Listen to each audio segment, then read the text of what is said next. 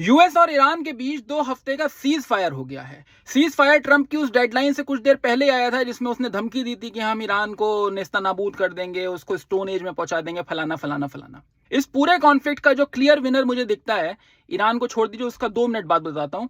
सबसे बड़ा कॉन्फ्लिक्ट का जो विनर है वो पाकिस्तान है। पाकिस्तान ने ही ये सीज फायर का मीडिएशन कराया है और डोनाल्ड ट्रंप और ईरान के विदेश मंत्री अब्बास अराक्ची ने दोनों ने अपने ट्वीट में शहबाज शरीफ और फील्ड मार्शल आसिम मुनीर को थैंक्स बोला है। यह बहुत बड़ी जीत है पाकिस्तान की डिप्लोमेसी के लिए, पाकिस्तान की फॉरेन पॉलिसी के लिए।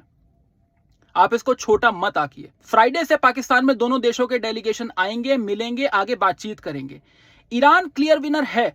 वो जब पहले दिन उन लोगों ने अली खामेनेई को मारा था, इजराइल और यूएस ने, मैंने तभी कहा था कि आपने ईरान में कुछ भी चेंज नहीं किया है, पावर स्ट्रक्चर सेम रहेगा। मुश्तबा खामेनेई अभी बने हुए हैं, हो सकता है आगे रिप्लेस कर दिया जाए, लेकिन क्लेरिक बेस्ड रूल ही रहेगा।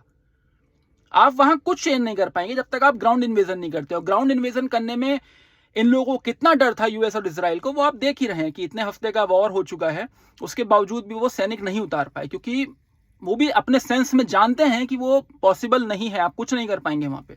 तीसरा जो क्लियर विनर है वो चाइना है। चाइना क्यों है ये समझिए।